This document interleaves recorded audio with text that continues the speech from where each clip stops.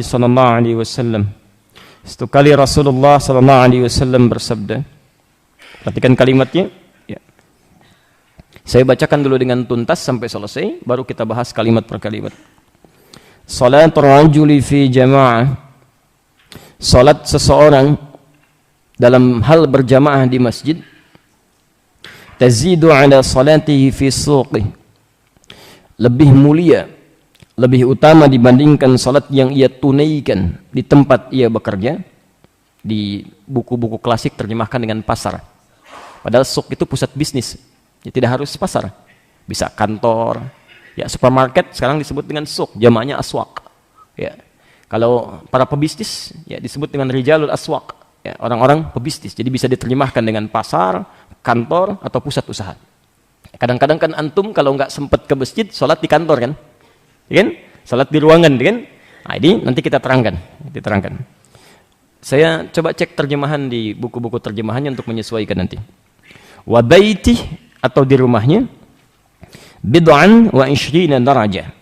Ya, lebih daripada 20 derajat. Lebih daripada 20 derajat. Nanti kita terangkan.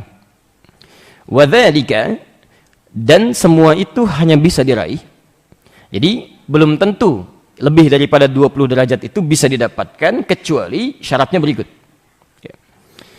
Anna ahadahum, bahwa setiap mereka itu idza tawaddaa, ya, jika memulai wudunya untuk berangkat ke masjid itu, jadi mulai wudu dulu, fa ahsanal wudu. Syarat pertama menyempurnakan wudu sebelum berangkat ke masjid.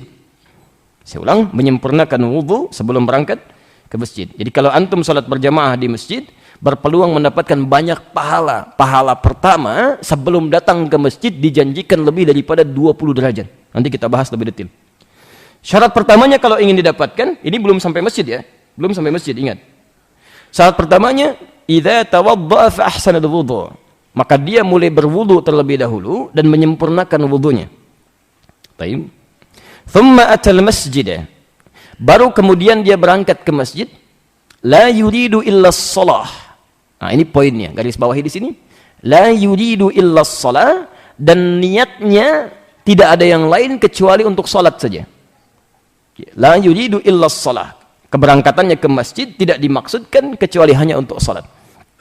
La yanhazuhu illa shalah. Bahkan motivasi terkuatnya adalah untuk menunaikan salat. Ya, nanti kita bahas.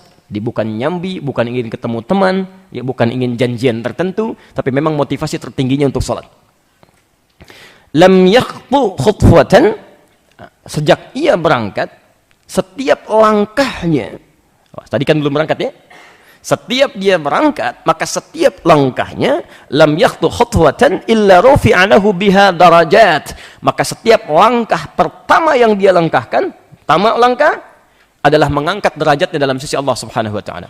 Jadi setiap dia melangkah, langkah pertama derajatnya diangkat. Baik. Wa hatta anhu biha khati'ah, sedangkan langkah selanjutnya menghapuskan kesalahan-kesalahan yang pernah dia lakukan. Jadi begitu antum bergerak, langkah pertama derajat terangkat. Langkah selanjutnya dosa dihapuskan. Selanjutnya derajat diangkat. Langkah selanjutnya dosa dihapuskan. Nanti kita akan lihat begitu hadis ini diturunkan, ada orang yang datang ke masjid ngejar-ngejar sampai 3 jam jarak masjid ke rumahnya. Nanti kita akan lihat.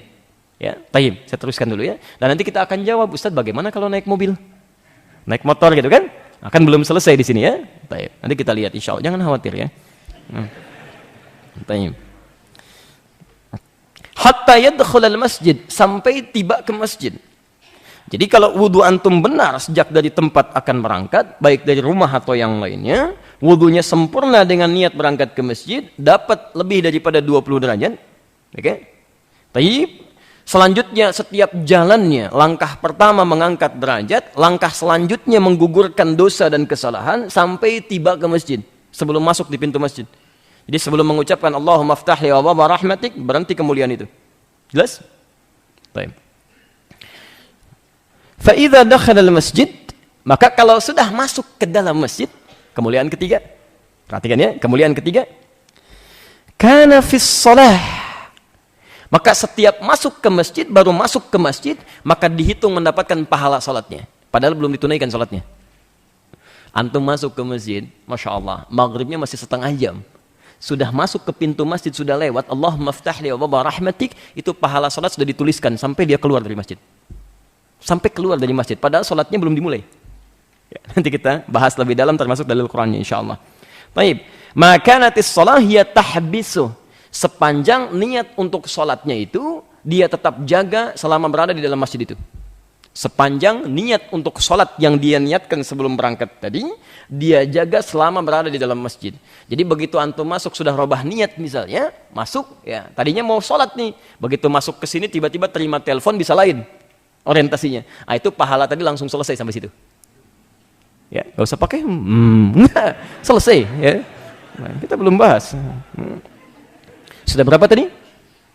3 ya, belum. Yang keempat teruskan. Wal malaikatu yusalluna ala ahadikum, dan para malaikat Masya Allah bersalawat memuji-muji hamba-hamba itu. Jadi begitu masuk mendapatkan pahala senilai sholat, dia belum sholat dan malaikat terus bersalawat, maksudnya memberikan pujian-pujian pada orang ini, dipuji oleh malaikat. Nah kalau malaikat sudah memuji, apa yang didapatkan? Teruskan hadisnya. Madama fi majlisihi alladhi shala fihi, selama orang itu berada di masjidnya, maka dia akan terus dipuji oleh malaikat. Apa yang dikatakan oleh malaikat dalam pujiannya? Lihat kalimatnya. Yaquluna. Mereka kemudian berkata, perhatikan. Allahumma rahamhu. Ya Allah, mohon rahmati orang ini. Sampai keluar dari masjid. Mohon rahmati orang ini. Mohon rahmati orang ini. Dan demi Allah saya katakan, saat kita uraikan nanti, kalau kalimat ini mengalir dari malaikat, maka sudah selesai seluruh persoalan kehidupan. Belum selesai. Allahumma ghfir lahu. Ya Allah, mohon ampuni seluruh dosanya. Ya Allah, mohon rahmati hamba ini. Ya Allah, mohon ampuni seluruh dosanya. Tayyib. Allahumma tub alaihi. Ya Allah, terima taubatnya. Terima taubatnya. Tayyib. Kemudian sampai 3 itu, Allahumma arhamhu, ya Allah rahmati dia. Yang kedua, Allahumma ghfir lahu, ya Allah ampuni seluruh dosanya. Yang ketiga, Allahumma tub alaihi, ya Allah terima taubatnya. Terima taubatnya. Tayyib. Ma lam tu'dhi fihi, sepanjang dia tidak melakukan gangguan-gangguan di dalam masjid. Jadi kalau tidak melakukan perbuatan yang merusak niatnya, plus gangguan kepada amal ibadah orang lain, itu kalimat-kalimat malaikat akan terus melangkah keluar dari lisan mereka, diucapkan sampai kita keluar dari masjid.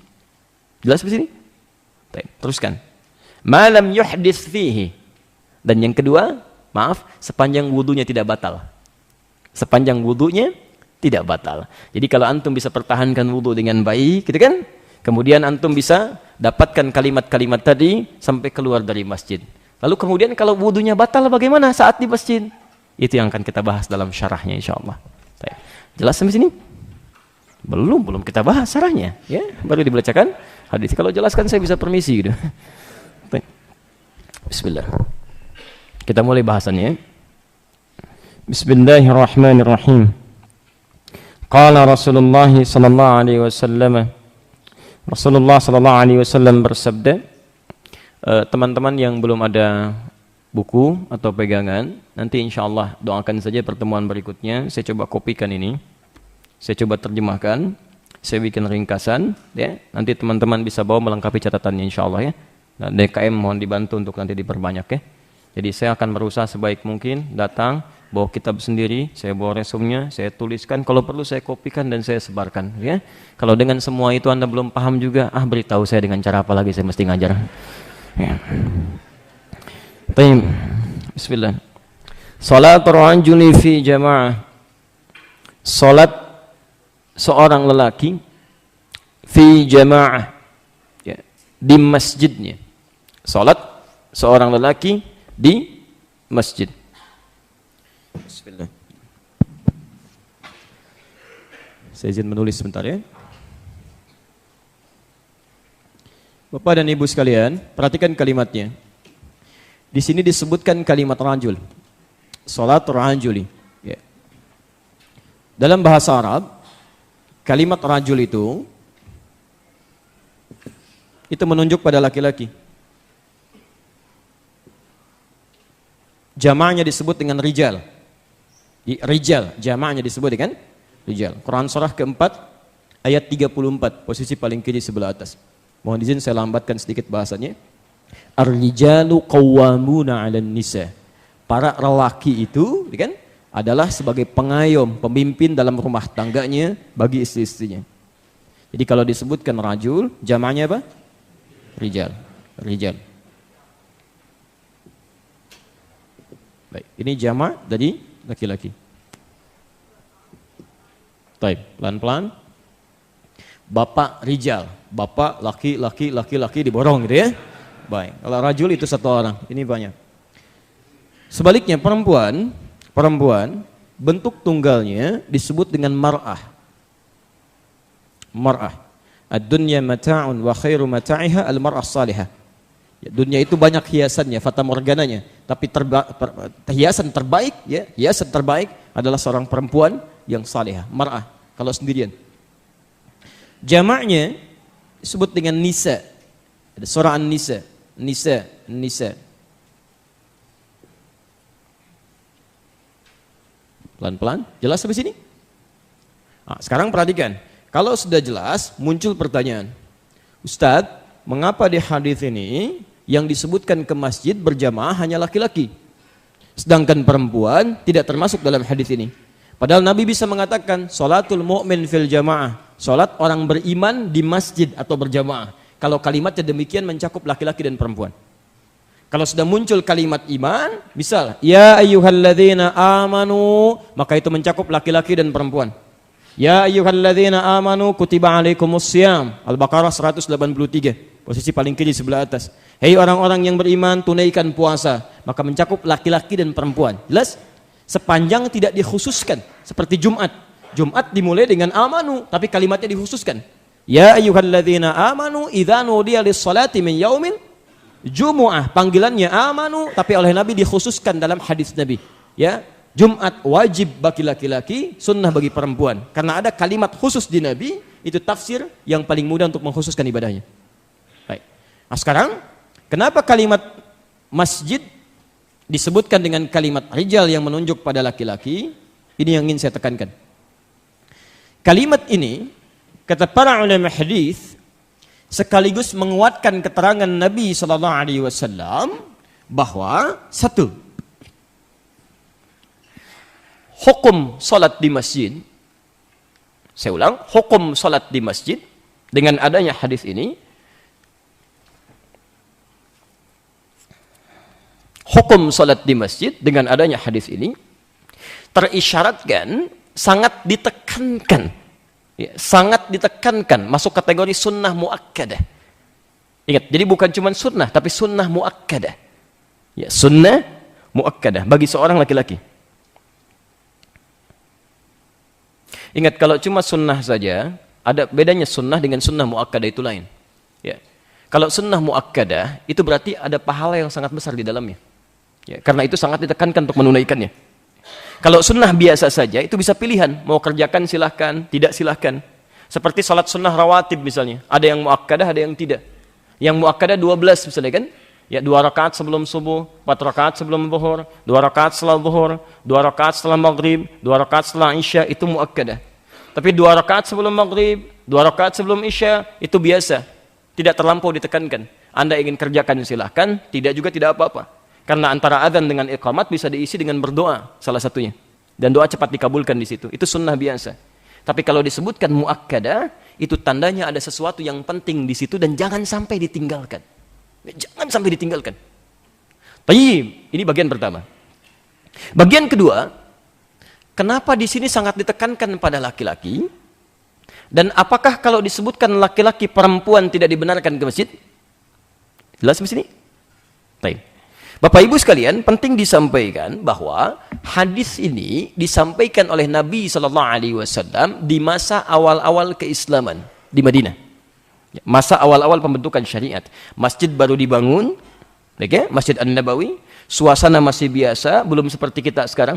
Yang ada karpetnya, ada ketenangannya, ada kenikmatannya. Jadi alasnya masih tanah, tiang-tiangnya masih pohon kurma, atapnya masih dari daun-daun kurma, sangat sederhana. Sedangkan situasi pada saat itu, mohon maaf, Madinah belum setenang sekarang.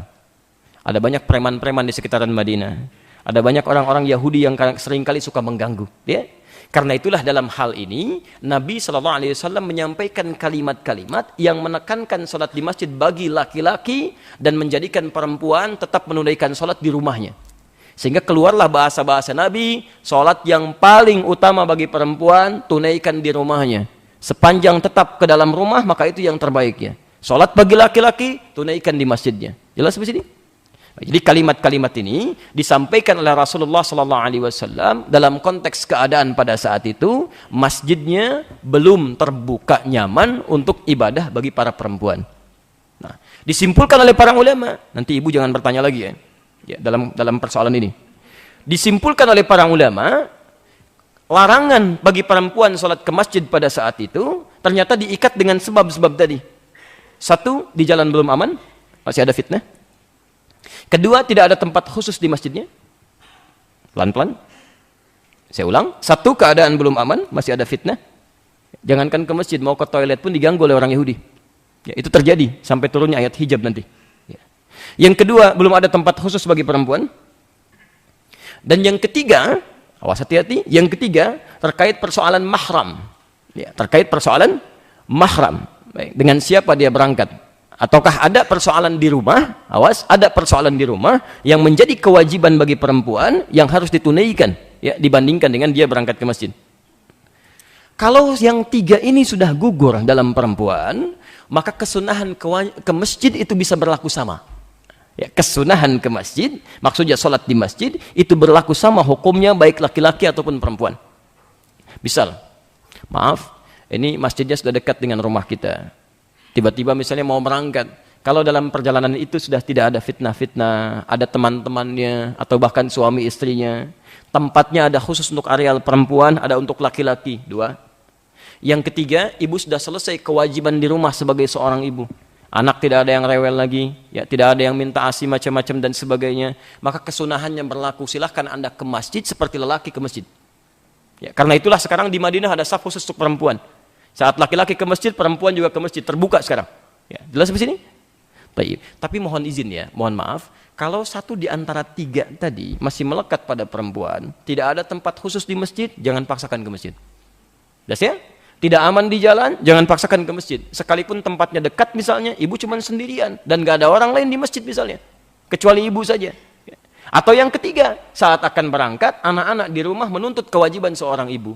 Maka sholat terbaik bagi perempuan tunaikan di rumahnya. Dan pahalanya sama dengan ke masjid. Tanpa dikurangi sedikit pun. Pahalanya sama. Ibu pilih mana? Ke masjid belum dapat pahala sempurna, atau tidak ke masjid pahalanya sempurna. Dan saat itu tidak ada pilihan ketiga. Baik. Ya, cari yang sesuai dengan hukum. Ya, cari yang sesuai dengan hukum. Jelas sampai sini dulu? Baik. Kalau demikian kita lanjutkan. Sholatul rajuli fi jama'atin. Salat seorang laki di masjidnya menggunakan kata jamaah.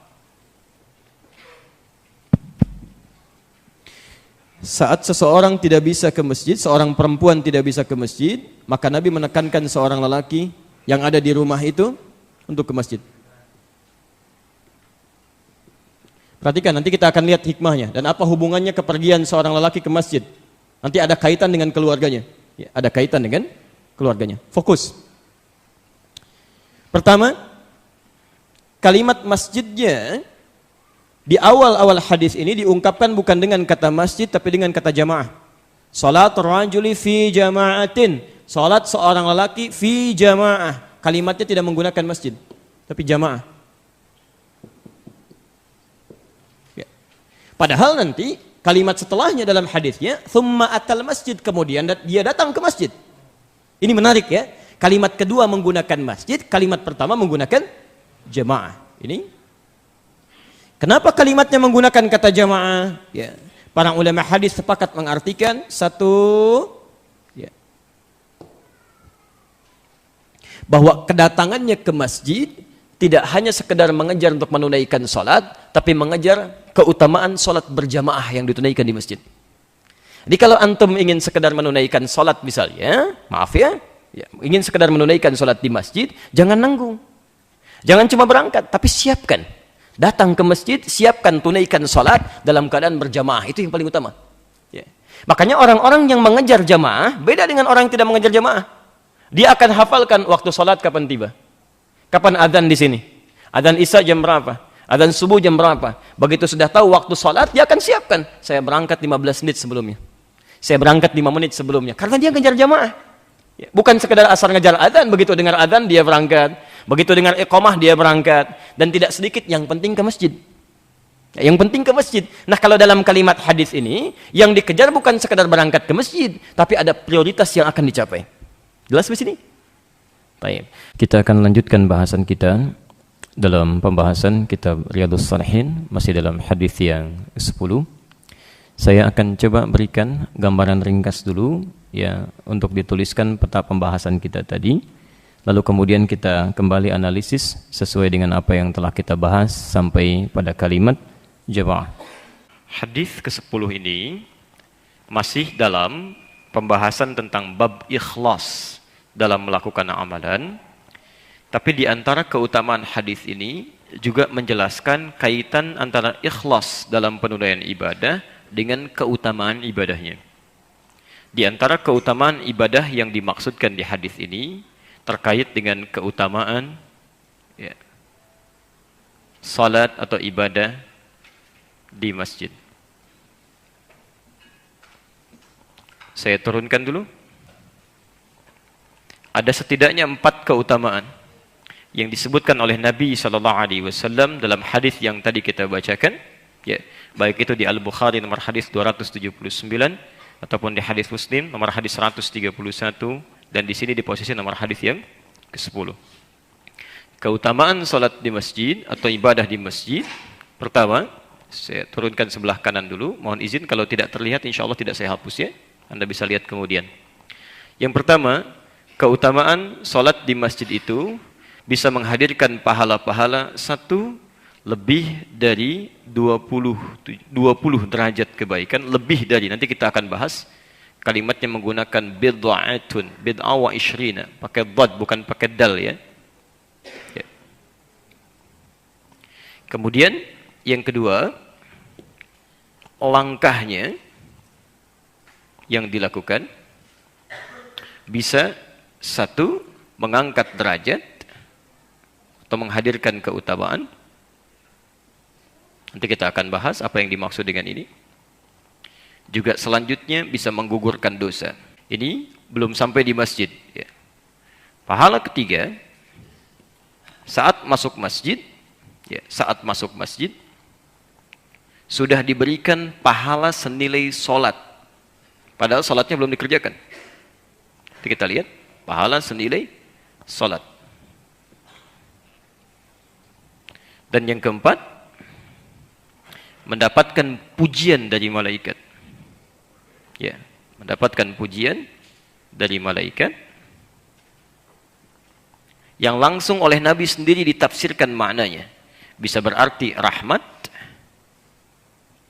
Kemudian selanjutnya ampunan dosa. Kemudian yang ketiga, peluang diterima taubat.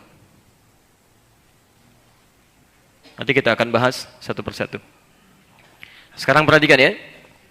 Keutamaan ibadah di masjid itu paling minimal, saya ulangi, paling minimal setidaknya bisa menghasilkan 4 kemuliaan ini.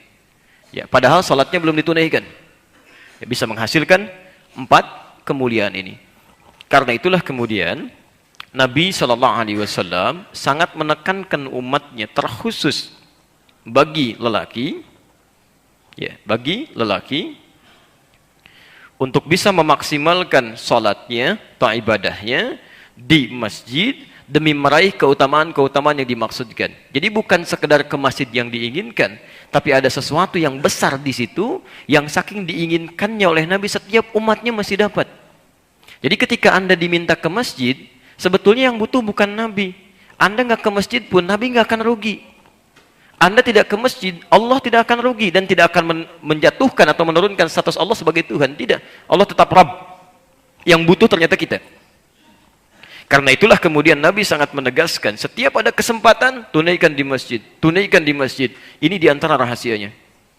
Baik, Ini sesungguhnya berlaku umum, baik lelaki ataupun perempuan, namun lebih ditekankan pada laki-laki karena perempuan memiliki keterbatasan dalam beberapa aktivitasnya. Ya, bisa terjadi bahwa dari sisi keberangkatannya ke masjid belum terjamin keamanannya, ya, bisa terjadi gangguan di jalan, fitnah. Pelan-pelan. Bisa terjadi juga tidak ada tempat khusus untuk perempuan di dalam masjidnya. Jadi pertama faktor keamanan, yang kedua faktor kenyamanan, ya, tempat khusus. Yang ketiga, perempuan punya fitrah kewajiban yang dengan ini surganya banyak didapatkan. Masya Allah, banyak kewajiban di rumah yang sangat ditekankan oleh Allah, ditegaskan oleh Nabi, memang hanya bisa dikerjakan oleh perempuan. Laki-laki tidak bisa mengatasinya. Ya, ada misalnya, mohon maaf ya, untuk merawat anak-anak dengan kebutuhan spesifiknya, ada tentang ASI-nya, ada tentang macam-macamnya, yang itu bahkan dinilai oleh Nabi SAW sebagai bagian surga terdekat dari amalan-amalan seorang perempuan. Ya, ada kewajiban, ya, di rumah yang menjadikan ini lebih prioritas dibandingkan berangkat ke masjid. Jadi karena ada aspek darurat tiga hal ini terutama, maka perempuan mendapatkan rukhsah. Sepanjang ada satu di antara tiga ini yang menjadikan mereka tidak bisa ke masjid, maka Masya Allah, pahala salat di rumahnya itu dihitung sama dengan ketika lelaki berangkat ke masjid. Nabi SAW menyampaikan, "Idza maridal 'abdu aw safar kutiba lahu mithla ma kana 'alaihi muqiman sahiha." Ketika seseorang punya uzur, tidak bisa menunaikan ibadah secara maksimalnya, atau bahkan saat safar pun dia tidak bisa menyempurnakan salat sejumlah bilangannya. Zuhur 4, Anda safar, Anda qasar jadi 2 misalnya, maka kutiba lahu mithla ma kana 'alaihi muqiman sahihan. Karena kebiasaannya itu tetap pahalanya diberikan serupa, sama, tanpa dikurangi sedikit pun.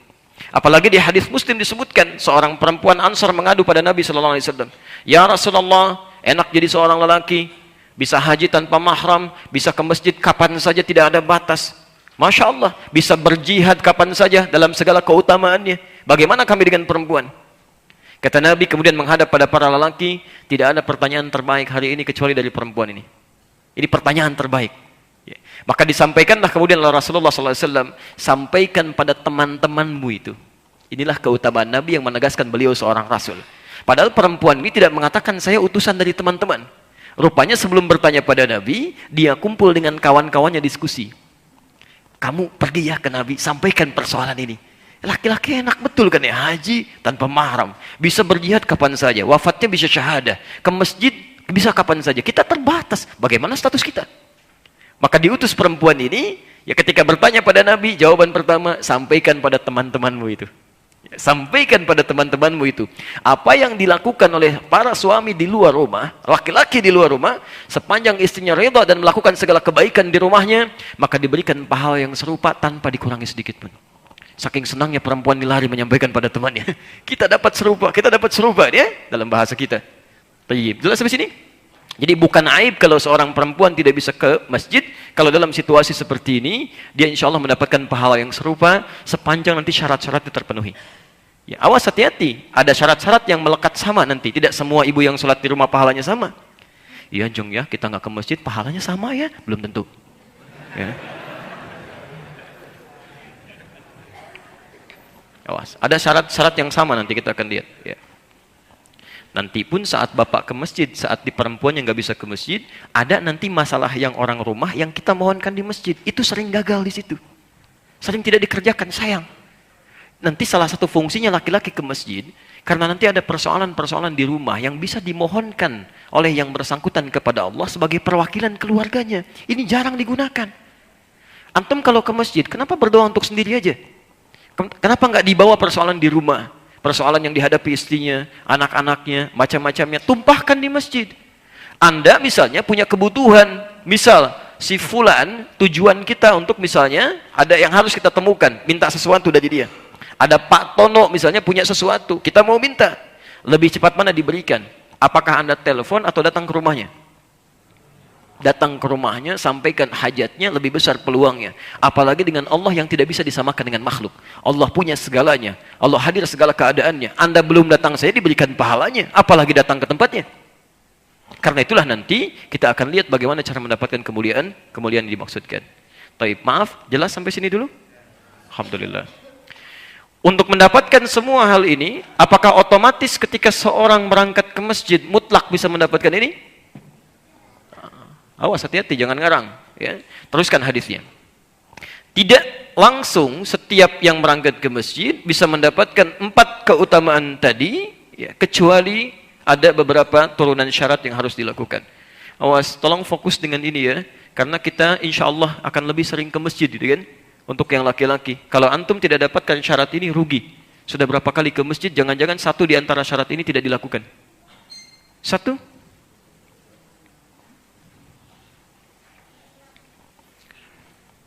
Salat rajuli fi jama'ah. Ya. Salat seorang lelaki, kalimatnya diungkapkan fi jama'ah. Tadi kita uraikan sebelum maghrib, di masjid, tapi menggunakan kata jama'ah.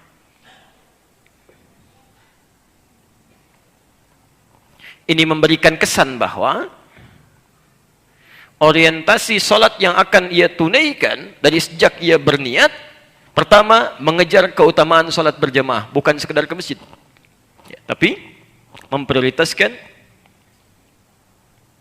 atau meniatkan salat jamaah. Karena itu kalimatnya diungkapkan dengan kata jamaah. Jadi kalau antum cuma ingin sekedar ke masjid saja, salat misalnya kan, ya cuman sekedar sholat, tapi nggak ada niat dalam hati, ingin berjamaah misalnya kan, atau ingin mengejar keutamaannya. Dan niat nanti bisa dilihat dari keseimbangan atau kebersandingannya dengan ikhtiar yang nampak saat dilakukan itu. Di orang-orang yang niat akan kelihatan dari perilakunya. Ya, misal, subuh besok jam berapa? 4.26. Taib. Antum ketahui subuh 4.26 misalnya. Orang yang paham bahwa dia akan mengejar jamaah, dia akan petakan subuh 4.26. Saya bangun jam sekian untuk tahajud dulu. Saya bangun jam sekian tahajud, selesai itu saya istighfar dulu. Siap-siap kapan berangkat ke masjid. Kapan di asalam iqamatnya? Berapa menit iqamatnya? Kalau dekat dengan masjid, saya sholat sunnah berarti di rumah sampai jam sekian. Setelah itu berangkat ke masjid. Dia akan bikin peta yang sesuai dengan keutamaannya akan dia capai ini. Beda dengan orang yang tidak pernah peduli dengan sholat jamaah. Yang penting ke masjid. Ya, dia nggak akan peduli. 4.26. Paling baru adzan. Komatnya paling nunggu-nunggu 15 menit. Itu pun kalau imamnya sudah datang. Ya, kalau imamnya terlambat mungkin 20 menit. Kan? Begitu datang sudah bubar. Bisa terjadi. Ya, Masya Allah. Bisa terjadi. Ya. Ada lagi yang orang rencananya banyak. Tapi niatnya tidak kokoh. Masya Allah. Insya Allah. Besok sholat subuh. Masya Allah. Sholat subuh siap-siap. Malam-malam nonton bola dulu. Terus. Malam ini MU ketemu Liverpool. MU ketemu dilihat. Sampai hafal jam sekian. Posisi nomor sekian. Masya Allah. Sholat subuh nggak hafal. Begitu bangun kesiangan. Kan? Ya. Jadi poin-poin ini yang ke masjid tidak dapat jamaah pun tidak dapat 4 keutamaan itu. Apalagi ke masjid. Jelas ya? Baik. Ini bagian pertama. Jadi orang-orang yang memang berniat berjamaah, ya, dia siapkan untuk ke masjid tidak hanya sekedar datang, tapi dia maksimalkan untuk kepentingan sholat jamaahnya. 2. Baru 1 ya. Mohon biasakan Bu ya, Pak, kalau orang dewasa, insya Allah orang tua sudah mulai bisa membiasakan yang balik-balik gitu kan, kita semua, insya Allah kita bisa tangkap. Yang saya mohon ini saya lihat ada adinda kita, anak-anak kita datang, yang dibawa yang macam-macam, Masya Allah. Dan zaman Nabi sudah ada yang seperti itu. Ada yang dibawa anak-anaknya, ada yang Ibnu Abbas kemudian dibiarkan, ada yang merangkak, Al-Hasan wal Husain. Tapi orang tua mereka juga menyiapkan anak-anaknya untuk memahami fikih masjid. Kami sekarang sudah siapkan tuh di Alisan PTM itu. Jadi anak-anak saat belajar di masjid, itu ada salah satu pendidikan fikih masjid. Di pertama datang gurunya diminta membiarkan. Biarin aja suruh masuk ke masjid. Nanti dilihat kaki mana yang masuk. Ngapain di masjid. Dari situ baru dievaluasi, dipelajari. Oh, ini kebiasaan anak-anak. Dirumuskan dan pelajaran sesuai dengan dunia mereka. Begitu masuk kaki kanannya, apa yang dilakukan? Sebelah mana mereka sholat? Dibuat saf. Dan mereka gembira dengan itu. Dimulai dari 10 orang, sekarang 60 orang. Ya, datang, sholat maghrib. Misalnya sekarang adzan maghrib misal. Jam 6:16. Setengah 6 mereka sudah mulai ke masjid. Ya, bawa tas itu gendongan. Selesai sholat kemudian pada baca Quran. Pada belajar menghafal, belajar sirah. Isanya jamaah lagi. Ba'da Isya mengulang hafalan Qurannya lagi. Baru pulang 8:30. Jadi kalau antum misalnya, dan mereka ngerjain PR, itu Masya Allah, ada PR pun tetap ke masjid, ngerjain PR di masjid. Bisa nggak Anda bayangkan kalau ada anak usia 4-5 tahun, adzan jam 6:16 sore, dia datang setengah 6. Jadi kalau Anda usianya 40 tahun, 50 tahun, baru datang ke masjid pas azan, Anda kalah sama anak usia 4 tahun. Habis sholat Anda nggak intikaf, Anda masih kalah sama anak usia 4-5 tahun. Anda nggak menghafal Quran, kalah juga sama anak usia 4-5 tahun. Anda maghrib ke masjid, isya nggak ke masjid, kalah juga sama anak usia 4-5 tahun. Ba'da isya Anda tidak merenungi diri, masih kalah juga sama anak usia 4-5 tahun. Anak 4-5 tahun sudah melakukan amalan tadi. Anda dikasih 40 tahun, 50 tahun, sampai hari ini masih menunda. Anda butuh berapa tahun lagi? Hari waktu-waktu kerja, Anda sibuk. Waktu libur, Anda liburan. Masya Allah gitu kan. Kapan digunakan untuk mendekat kepada Allah? Ya, siang-siang Anda sibuk, malam-malam Anda tidur, bangun malam nonton bola gitu kan. Cita-cita masuk surga, luar biasa. Masya Allah. Ya, ayo coba perbaiki diri ya, mumpung masih hidup. Kalau sudah meninggal nggak ada waktunya gitu ya. Ayo, dan kapan saja kita bisa pulang. Ya, kapan saja kita bisa pulang. Jadi bertakwalah pada Allah Subhanahu wa taala. Pulang dari sini bikin rencana kehidupan. Keluar dari sini siapkan. Ya. Kalau bisa begini, kalau bisa, teman-teman maaf saya mau tanya, ingin masuk surga? Surga yang mana? Coba baca dulu, jangan-jangan nggak pernah baca ayat tentang surga, gitu kan? Keluarkan surga Firdaus dan turunannya, itu tingkatannya, kan ada 4 jenis surga. Surga bersama Rasulullah SAW, gitu kan? Kemudian surga yang di taman surga. Ketiga surga seluas langit dan bumi. Yang keempat surga biasa yang nggak disebutkan keistimewaannya, tapi sangat indah di dalamnya. Antum mau masuk yang mana? Setiap tingkatan ini dari Aden sampai dengan Firdaus, tingkat paling tinggi. Ada semua. Kenapa nggak Anda keluarkan? Misal, karakteristik penghuni taman surga Firdaus. Keluarkan amalan-amalannya di Quran surah ke-23 ayat 1-11 itu. Turunkan, lalu buat itu jadi di rumah. Oh, ini penghuni surga taman Firdaus ini. Salatnya khusyuk, ditunaikan berjamaah, kata-katanya bermanfaat, menghindari tayangan-tayangan yang tidak bagus, kemudian zakat boleh ditunaikan, menjaga kehormatan dirinya, jaga di rumah, tekuni itu, dan bermohonlah berdoa kepada Allah Subhanahu wa taala. Ya Allah, kami sudah berikhtiar ya Allah untuk bisa seperti ini. Mohon anugerahkan kenikmatan surga yang telah Engkau janjikan. Minta, minta, minta. Salat berjamaah dibaca lagi. Itu yang terbaik. Ingin jadi penghuni surga, taman surga, keluarkan amalannya. Di Quran surah 51 itu, ayat 15 sampai dengan 23. Keluarkan. Kanu qalila minal laili ma yahja'un. Mereka itu sedikit tidurnya, banyak tahajud dia malam. Antum bangun. Wabil asharihum yastaghfirun. Menjelang fajar mereka banyak istighfar. Taman surga. Keluarkan prototipenya, tunaikan di rumah. Itu caranya. Ya. Taman surga Firdaus, sedikit tidur. Pengen ke surga Firdaus, sedikit-sedikit tidur. Nggak akan nyambung. Itu keluarin. Ya. Dari situ baru kemudian kita tahapkan apa yang kurang sekarang. Evaluasi, evaluasi, evaluasi. Maksimal kita dapatkan. Jelas ya? Tanya. Jelas? Halo? Alhamdulillah. Saya teruskan dulu ya. Ini syarat yang pertama. Di salat rajulin fi jama'atin, yang pertama, kalau seseorang bisa berorientasi salatnya berjamaah, maka tazidu ala salati fi suqi wa baiti. Maka baru niat jamaah saja, baru niat nih. Ini belum berangkat. Ya, baru niat salat di masjid dan mengejar keutamaan jamaah, maka pahalanya oleh Allah kemudian melalui lisan Nabi sampaikan itu lebih daripada salat yang pernah dia tunaikan baik di kantornya. Ya. Saya tuliskan pasar atau pusat bisnis lebih tepatnya ya. Bisa terjemahkan dengan kantor dengan macam-macam. Karena dulu pusat bisnis orang-orang Arab itu di pasarnya. Jelas ya? Jangan dipahami kalau disebutkan suk, pasar-pasar yang klasik misalnya. Ya bisa mall, bisa macam-macam itu aswak, suk. Bisa juga di rumahnya, wa baiti, rumah. Jadi keutamaan pertama, Allah berikan pahala ganda lebih banyak daripada apa yang pernah dikerjakan sebelumnya. Padahal belum sholat. Belum sholat. Dan tidak sedikit yang terjadi begitu berangkat meninggal. Bisa. Bisa, Masya Allah. Itu paling nikmat itu. Begitu taubat kepada Allah, Masya Allah kan. Berniat sholat, siap-siap, berangkat, tengah jalan meninggal. Itu luar biasa. Itu pahalanya banyak sekali. Bahkan pernah ada orang bunuh kan, 100 orang. Ya, dia ingin berubah jadi lebih baik. Kemudian disampaikan, pergilah ikut taklim ke sana, guru di sana. Kamu tuh kurang bagus karena lingkungan kamu nggak bagus. Coba berubah dengan lebih baik. Pergi cari ustadz yang bagus. Dia berangkat di tengah jalan, Pak, belum sampai ke taklim, tiba-tiba meninggal. Karena tekadnya untuk berubah, menggugurkan dosa-dosanya, tobatnya diterima, jalannya setiap langkahnya dihitung sebagai pahala. Nanti ada hadis Ibnu Majah nomor hadis 233 itu. Man salaka tariqan yaltamisu fihi ilman sahalallahu lahu tariqan ilal jannah. Siapa yang melangkahkan kakinya, menyiapkan dirinya menempuh jalan untuk menuntut ilmu, maka Masya Allah setiap langkahnya dihitung untuk meringankan langkahnya ke surga. Maka meninggallah orang ini di pertengahan jalan, belum sampai ke tempat ta'lim. Maka difirmankan kemudian disampaikan, tempatnya surga. Pernah bunuh 100 orang. Sampai kisahnya kemudian diisyaratkan di Quran surah keempat ayat 100. Posisi paling kiri sebelah bawah itu. Wa may yakhruj min baitihi muhajiran ila Allahi wa rasulih. Siapa yang berniat merubah diri hijrah karena Allah dan Rasulnya. Yang tadinya kumpul-kumpul nggak jelas, sekarang mulai mau ta'lim. Yang tadinya kumpul di tempat yang tidak bagus, sekarang mulai mau ke masjid. Yang tadinya sholatnya sendirian, sekarang mulai mau berjamaah. Yang tadinya baca Al-Quran, sekarang mulai baca Al-Quran. Macam-macam, dekatkan. Tiba-tiba, baru mulai mau berangkat.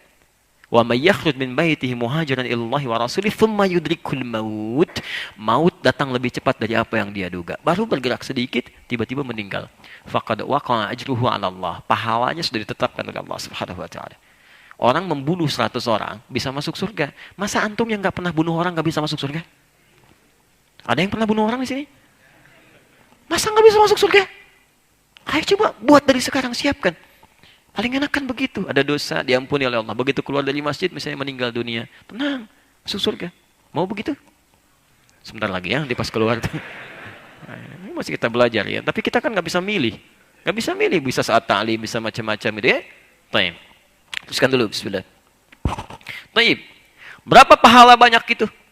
Yang lebih daripada sholat sendiriannya. Ataupun sholat di rumahnya. Atau di pasarnya. Ingat ya. Ingat betul ini. Lebih daripada sholat yang ditunaikan, baik itu di pusat bisnisnya ataupun di rumahnya. Karena kalimat ini diikutkan dengan kata jamaah, artinya sekalipun antum pernah sholat jamaah di rumah, ataupun sholat berjamaah di kantor tapi bukan di masjid, tidak akan dapat keutamaan ini. Jadi kalau antum sholatnya di rumah walaupun berjamaah, padahal bisa ke masjid, memilih sholat di rumah, atau memilih sholat di kantor, antum tidak akan dapat 4 keutamaan ini. Karena ini hanya dikhususkan kepada orang yang berangkat ke masjid. Jelas di sini? Tayyib, bid'an wa 20 darajah. Bid'an. Kalau disifati jadi bid'atun pakai dad. Kalau pakai dal itu dilarang. Ya, itu bid'ah yang disebutkan berbeda dari petunjuk Rasulullah sallallahu alaihi wasallam. Tapi kalau pakai dad itu artinya sesuatu yang banyak. Bilangan antara 3 sampai 10. Antara 3 sampai 10. Lebih daripada 20, ya. Lebihnya itu antara 3 sampai 10. Jadi bisa 23, 24, 25, 26, 27 atau bahkan plus 10, 30. Ya, jelas di sini? Taib. Kalau salat berjamaah itu pahalanya berapa? 27 derajat kan? Salatul jamaati afdalu min salatil fardhi bi 27 derajat. 27 derajat. Awas, hadis itu hadis yang berdiri sendiri. Asalnya belum berhubungan dengan masjid. Jadi sepanjang dimanapun Anda nggak bisa ke masjid misalnya, kemudian sholat berjamaah dalam keadaan tertentu, itu pahalanya dapat 27 derajat. Jelas ya? Tapi kalau Anda ke masjid belum sholat, sudah dapat lebih daripada itu. Tempatnya saja itu 25 derajat, baru tempatnya. Di hadis Muslim, jarak 1 ke 2, 500 tahun. 2 ke 3, 500 tahun. 3 ke 4, 500 tahun. 4 ke 5, 500 tahun. Sampai ke ujungnya. Jadi bukan cuma sekedar hitungan 1, 2, 3, bukan. 1 keduanya 500 tahun. Jadi kalau 1 kali Anda nggak ke masjid, ruginya luar biasa. Ruginya luar biasa. Ada 5 kesempatan dalam sehari paling minimal. Subuh, zuhur, asar, maghrib, isya. Kenapa nggak dimanfaatkan? Anda 1 kali nggak berangkat, Anda kehilangan. Taruhlah 25 aja. Kali 5 berapa? Ayo cepat, 125. 125 kali 500. Gampang, banyak jawabannya. Begitu aja. Itu kalau susah ngitung banyak. Jadi kalau Anda tidak dapatkan dalam sehari ke masjid, Anda kehilangan. Tinggal hitung aja tuh. Setiap nggak berangkat sekali, 500 tahun. Dikalikan itu tadi. Setiap sekali itu. Setiap sekali. Ya, jadi 500 dikali 125, dikali 5 lagi. Jadi kalau sehari Anda nggak berangkat, hitung aja ruginya berapa. Dan cita-cita masuk surga. Ini poinnya. Ya. Teruskan dulu ya. Makanya hati-hati teman-teman sekalian, ini dengan kalimat-kalimat motivasi begini, sahabat-sahabat Nabi itu ngejar ke masjidnya luar biasa. Ngejar ke masjidnya. Ya. Misal Abdullah bin Abi Umi Maktum, ya, yang karena beliau diturunkan surah Abasa itu, yang matanya tidak bisa melihat. Ya, pernah dengar Abdullah bin Abi Umi Maktum? Taib. Sahabat mulia, jarak rumahnya jauh dari masjid. Masjid Nabinya pada saat itu masih sangat sederhana. Ya, alasnya bukan karpet seperti sekarang. Ya, hanya tanah-tanah biasa. Yang kalau panas kepanasan, yang kalau hujan pasti bocor. Yang kalau sholat sujud pasti keningnya pasti penuh dengan tanah. Pernah Nabi sholat di hadis Muslim, hadis 27, ketika salam di keningnya sudah kelihatan bekas-bekas tanah itu. Masya Allah, masih mau sholat selevel Nabi, sholat dalam keadaan masihnya bocor. Dan keningnya kotor, masih mau sholat di masjid. Atas-atasnya dari atap daun kurma. Itu Masya Allah. Satu kali beliau ini berkata pada Rasulullah, "Ya Rasulullah, Ali ya Rahsa. Ya Rasulullah, boleh nggak saya dapat keringanan?" Jadi beliau ini selalu i'tikaf zuhur ke asar, maghrib ke isya. Cuman subuh terlampau jauh, nginep nggak mungkin di masjid. Hanya pulang ke rumah, sementara mata nggak bisa lihat. Penuntun sulit ditemukan. Apa kata Nabi? Atasma'ul adzan. Apakah anda masih mendengar adzan? Kata beliau, bala, ya saya dengar adzan. Lihat kalimatnya. Nabi tidak melarang, tapi memberikan kesan yang sangat indah. Lihat kalimatnya. Madum tatasma'ul adzan fa'addiha fil masjid. Selama masih terdengar adzan, tunaikan ke masjid. Perhatikan cara membaca sahabat dengan cara membaca kita. Lalu ikutkan pada cara membaca sahabat. Ada rahasia besar yang dibaca oleh sahabat. Setiap Nabi menuntut sesuatu dikerjakan dengan maksimal, itu tandanya ada pahala besar di situ. Jadi begitu Abdullah bin Abi Umi Maktum ini mendengar, tetap tunaikan di masjid selama dengar adzan, beliau menangkap, oh berarti ada pahala lain di sini nih, yang harus saya kejar. Caranya begitu. Bukan langsung disimpulkan sesuatu terjadi. Ya, coba anda deh ya, dalam keadaan nggak bisa lihat, jarak rumah jauh ke masjid, ya kurang lebih sekitar 500 meter sampai dengan 1 kilo, bisa kan? Mata nggak bisa lihat, masjid keadaan seperti itu, masih disuruh ke masjid, bagaimana perasaan anda? Halo? Jangan pakai perasaan, pakai iman. Kalau pakai perasaan, banyak nanti yang keluar. Ya Rasulullah, kok tega amat? Si amat aja nggak begitu. Jangan bandingin sama si amat. Antum pengen surga, dia tidak. Ya ambil yang surga yang baik. Ya, jadi tingkatkan di situ ketakwaan kita, baca pakai iman. Akhirnya apa yang terjadi? Kalau dikalkulasi sekarang misalnya subuh jam 4 misalnya, tadi lewat 26, Masya Allah, setengah 3 sudah bergerak dari rumahnya. Berangkat, raba-raba jalan, sampai ke masjid. Yang kita tahu adzan subuh zaman Nabi siapa? Bilal bin Rabah. Sejak saat itu Abdullah bin Abi Umi Maktum adzan subuh. Sampai di Ramadan 2 kali di adzan subuh itu. Ya, adzan pertama untuk mengingatkan menjelang subuh, ya supaya siap-siap berhenti sahur. Adzan keduanya Bilal bin Rabah untuk menegaskan waktu subuh telah tiba. Tayyib, sampai sekarang di Madinah adzannya 2 kali untuk mengenang peristiwa itu. Bisa nggak kebayang? Ada seorang sahabat, ayat Quran saking mulianya turun, ya turun untuk menegaskan kemuliaan beliau. Kemudian lebih dekat ke surganya, dekat dengan Nabi, ahli masjid, jarak rumah jauh ke masjid. Masjidnya cuma alas yang biasa-biasa saja. Ya, tiang-tiangnya pelepah kurma, atasnya rumbai-rumbai daun kurma. Panas kepanasan, kalau hujan pasti bocor. Dan dingin kedinginan. Masih mau ke masjid sampai adzan di masjid. Ya, Anda bukan sahabat Nabi. Ya kan? Belum dekat ke surga. Hisab masih menegangkan. Amalan berantakan. Gitu kan? Ayat Quran tidak turun pada Anda. Dan tidak menegaskan keutamaan Anda. Ya, Masya Allah, saking mulianya, Allah berikan segala kenikmatan. Dekat dengan masjid. Yang jauh ada kendaraannya. Masjidnya enak.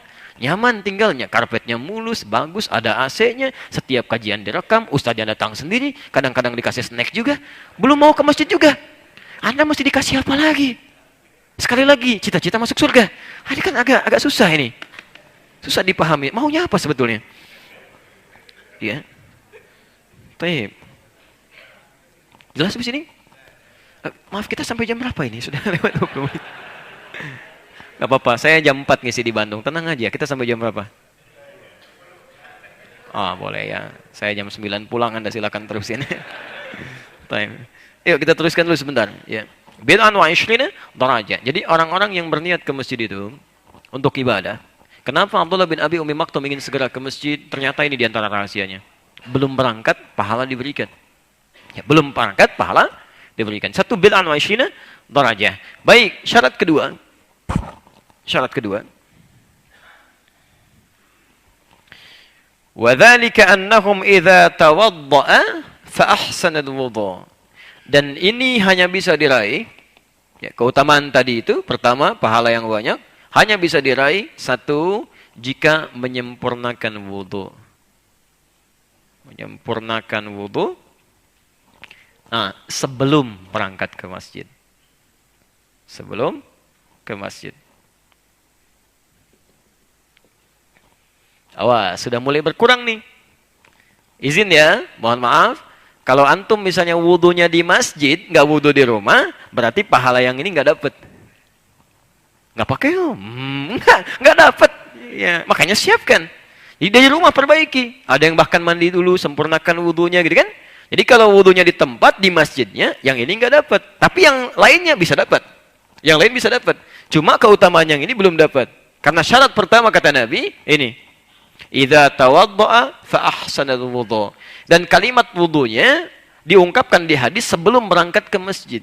Jadi yang terbaik adalah sebelum ke masjid coba wudu dulu, maksimalkan. Ya, maksimalkan. Dan kalau Anda wudu pun awas, jangan dikira ke surga itu mudah. Antum pengen dapat dunia, ada ujian dulu, ada training dulu, ada kerja keras dulu. Tiba-tiba ke surga pengen murah, belum tentu. Kenikmatannya lebih tinggi. Karena itu dibuat syarat yang ketat. Dan wudu pun tidak semua orang yang wudu di rumah bisa mendapatkan pahala ini. Kecuali menyempurnakan wudunya. Ingat betul kalimat ini ya. Kalau di dalam Al-Quran dan hadis ditemukan kalimat sempurnakan, sempurnakan, itu artinya tidak sedikit orang yang mengerjakannya tidak sempurna. Tidak sempurna. Quran surah kedua ayat 196. Posisi paling kiri sebelah bawah. Misal saya beri contoh tentang haji dan umrah. Dibuka dengan kalimat sempurnakan. Wa atimmul hajja wal umrata lillah. Sempurnakan haji dan umrah karena Allah. Kenapa dibuka dengan kalimat sempurnakan? Karena tidak sedikit orang yang menunaikan haji dan umrah, tapi tidak sempurna caranya. Dan tidak sedikit yang menunaikan bukan karena Allah. Tidak ikhlas maksudnya. Plus, wudu pun dibuka dengan kalimat sempurnakan. Lihat, Quran surah kelima ayat ke-6. Posisi paling kiri sebelah atas. Ya ayyuhalladzina amanu, idza qumtum ilas shalah, faghsilu wujuhakum. Hei orang-orang yang telah menyatakan dirinya beriman kepada Allah. Kalau Anda ingin salatnya sempurna, maka sempurnakan wudunya. Quran surah kelima ayat ke-6. Sempurnakan wudunya. Ada orang yang pernah salat ke masjid, tapi wudunya tidak sempurna, termasuk cara salatnya. Di Al-Bukhari nomor hadis 751, 757, di hadis Muslim nomor hadis 397. Babnya babul musi fis shalah, bab tentang orang yang salatnya bermasalah. Diminta diulang oleh Nabi, ketika diajarkan oleh Nabi, lihat kalimatnya. Idza qumta ila shalah fa asbighul wudu. Kalau Anda ingin sempurna salatnya, sempurnakan dulu wudunya. Ya, jadi ada orang-orang yang diindikasikan dalam berwudu pun tidak sempurna. Di antaranya kalau orang wudu di rumah ingin mengejar ke masjid, karena saking buru-burunya kadang-kadang tidak sempurna wudunya. Cepat-cepat dikejar waktu, gitu kan?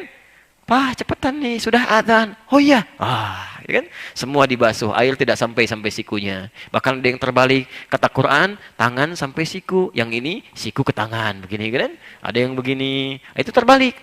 Kata Quran, tolong usap kepalanya. Ini rambutnya, gitu kan?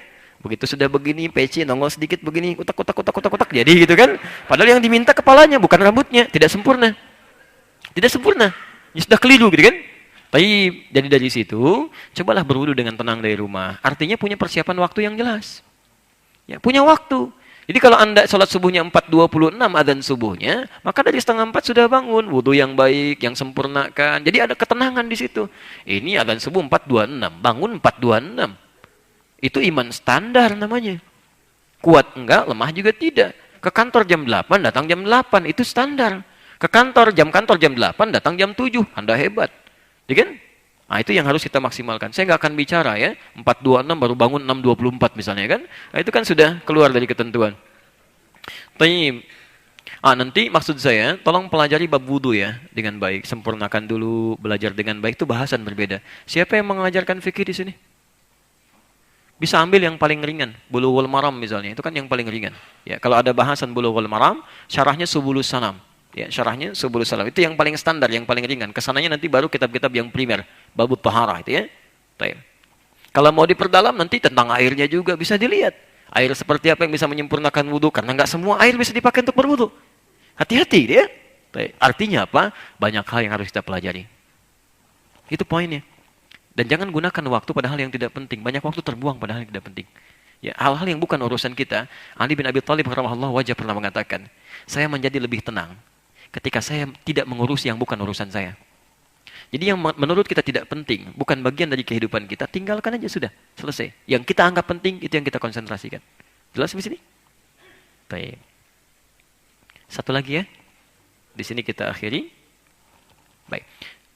Thumma atal masjida la yuridu illa shalah. Kemudian dia mulai berangkat ke masjid.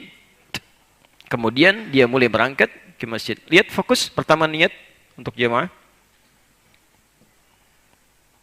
Kedua, sempurnakan wudu. Ketiga, mulai berangkat ke masjid. Ada ikhtiar. Berangkat, ikhtiar. Ini ikhtiar. Perhatikan, awas, fokus ya. Ibadah yang baik tidak sekedar hanya merencanakan untuk ingin dikerjakan, tapi mesti bersanding dengan ikhtiar.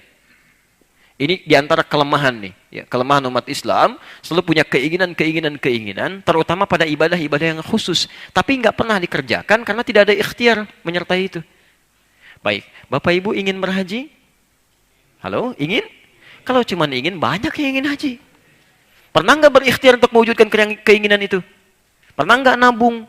Ya kan? Pernah nggak siap-siap? Pernah nggak bikin perencanaan kapan hajinya? Kalau nggak pernah ada ikhtiar, nggak akan pernah berangkat. Sampai kiamat kurang 2 hari, banyak yang begitu. Tapi nggak jadi-jadi karena nggak pernah serius dalam mewujudkannya. Ya. Ada yang pengen banyak ingin masuk surga. Kalau semua ditanya ingin, semuanya ingin. Tapi tidak setiap yang ingin masuk surga punya persiapan amalan. Jelas di sini? Baik, maka kalau sudah siap, punya rencana yang bagus, mulai. Thumma atal masjidah. Kalimatnya menggunakan ata. Bukan zahaba, bukan ja'a. Kalau ada kata ata yu'ti ita'an. Ya, isim masdarnya menggunakan kata ita. Ada yang namanya ita misalnya kan, dari kata ata yu'ti ita'an. Ata itu artinya sesuatu yang dilakukan dengan penuh ketulusan. Ketulusan. Ya. Makanya kalimat zakat di Quran selalu menggunakan kata turunan ita. Ya. Kalimat pertama, Quran surah kedua ayat 43. Posisi paling kanan di pertengahan. Wa aqimus shalah wa atuz zakah. Atu itu jamak dari ati. Kan? Kata dasarnya ita, ata yu'ti. Ya, ata yu'ti. Jadi kenapa kalimat zakat seringkali menggunakan kata wa atuz zakah, wa ita'iz zakah untuk menunjukkan bahwa kalau berzakat dengan perasaan yang ikhlas. Yang ikhlas keluarkan. Karena bukan punya antum itu hak orang. Cuman dititipkan lewat antum supaya antum dapat pahala. Mudah bagi Allah menitipkan di tangan orang lain. Cuman supaya Anda dapat pahala dititipkan di tangan Anda. Kalau Anda tahan-tahan, nggak akan dapat pahalanya. Jadi jangan GR dulu kalau punya harta berlebih, itu cuma titipan supaya Anda dapat pahala. Cepat berikan pada yang berhak, karena mereka menunggu. Jangan sampai mereka menangis menunggu haknya. Meminta dan sebagainya. Hati-hati itu. Cepat keluarkan. Ya. Dan kalau diberikan, sudah. Anggap tidak ada. Berikan, selesai. Ya. Itu turunannya. Ada lebih, berikan infak. Saat infak pun, ikhlaskan. Begitu diberikan, anggap selesai. Sudah tidak ada. Anggap hilang aja, selesai. Ya. Belum bisa beri, sampaikan permohonan maaf. Untuk urusan infak. Urusan infak. Ya. Al-Baqarah ayat 263. Posisi paling kiri, sebelah atas. Di pertengahan. Qaulun ma'rufun wa maghfiratun khairun min sadaqatin yatba'uha adha. Kata-kata yang baik itu lebih mulia dibandingkan ngasih, tapi dengan kata-kata yang tidak menyenangkan. Berikan aja. Kalau nggak bisa, mohon maaf ya. Hari ini saya belum bisa memberi. Besok-besok insya Allah ya. Atau si fulan dulu barangkali lebih baik untuk didatangi hari ini. Itu lebih bagus. Thumma atal masjid la yuridu illa shalah. Ya. Kemudian dia berniat tulus. Apa kadar ketulusannya? Di sini kita akhiri bahasan kita. La yuridu illa shalah. Ketulusannya diarahkan kepada ibadah yang utama. Dia tidak berniat apapun dalam ketulusannya kecuali untuk memprioritaskan sholatnya. Sholat. Jadi yang lain mengikuti. Ini menunjukkan bahwa fungsi utama masjid itu untuk sholat. Fungsi utamanya. Yang paling pertama. Berangkat, meniatkan untuk sholat. Ini. Antum waktu berangkat ke sini pengen talim, pengen sholat. Udah mulai berbeda tuh ya. Awas hati-hati gitu ya. Pertama sholat, nanti yang lain mengikuti. Biarkan untuk ibadah yang utama dulu. Yang lain pasti akan ikut. Otomatis, walaupun itu jadi motivasi. Pengen taklim jadi motivasi. Tapi niat pertama ada prioritas. Ini yang paling utama. Kejar dulu. Yang lain pasti akan ikut otomatis. Ya, antum kesini, insya Allah akan ikut bagian dari taklimnya. Biasanya begini, kalau yang prioritas diikuti, yang lainnya akan ikut nempel. Tapi kalau yang biasa-biasa diikuti, yang prioritas gak akan ikut nempel. Sama dunia juga begitu. Dunia dikejar-kejar, akhirat belum tentu ikut. Tapi kalau akhirat dikejar-kejar, dunia pasti akan ikut. Silakan. Aqua, dunia bukan. Snack, dunia bukan. Dunia, antum ke masjid, sholat ikut taklim, snack datang, aqua datang, teh manis datang, macam-macam datang. Dunia ikut. Sampai ada yang jualan teh macam-macam. Tapi kalau antum kejar dunia, belum tentu akhiratnya ikut. Makanya Ibnu Qayyim al-Jauziyah, Masya Allah, rahimahullah mengatakan, cara menyikapi dunia itu seperti bayangan. Jangan banyak dikejar-kejar. Silahkan kejar bayangan, gak akan ketangkep tuh. Gak ada kerjaan, kejar lagi, gak akan ketangkep. Begitu dipegang pun gak akan tersentuh. Berbaliklah Anda, maka bayangan akan mengikuti. Berbalik, bayangan mengikuti. Nah, teman-teman sekalian, ini baru sebagian dari syarat yang kita bahas. Insya Allah kita akan teruskan dalam kesempatan-kesempatan yang berikutnya. Dan kita bermohon pada Allah, mudah-mudahan ilmu yang kita bahas malam ini ditanamkan dalam jiwa kita oleh Allah, diberikan keringanan untuk bisa mengamalkannya, dan dijaga kita sampai menghadap Allah dalam kebaikan insya Allah. Oke? Apa yang saya sampaikan bisa ada kebenaran di dalamnya. Silahkan diamalkan, itu petunjuk Allah dan Rasulnya. Tapi jika Anda menemukan kesalahan-kesalahan, tolong saya dimaafkan. Allah, tunjukkan kesalahan itu supaya saya perbaiki dan saya istighfari, dan tinggalkan pendapat saya yang keliru, ambil pendapat ustadz lain lebih baik. Jelas materinya insya Allah? Paham insya Allah? Baik, kita sudah banyak belajar Quran, banyak belajar hadis, karena itu kita sudah paham hukumnya ya. Innallaha kariha lakum thalathah. Allah tidak menyukai 3 hal dari Anda sekalian. Ya kata Nabi sallallahu alaihi wasallam. Qila wa qala, kata-kata yang sumbernya tidak jelas, idha'atul mali, harta yang disia-siakan, wa kathratus su'al, banyak bertanya pada sesuatu yang sudah jelas uraiannya. Baik, jangan sampai kita dibenci oleh Allah Subhanahu wa taala ya. Baik, jelas uraiannya? Lah, alhamdulillah. Ingat, ya. Ingat, baik. Baik, kita cukupkan dulu ya.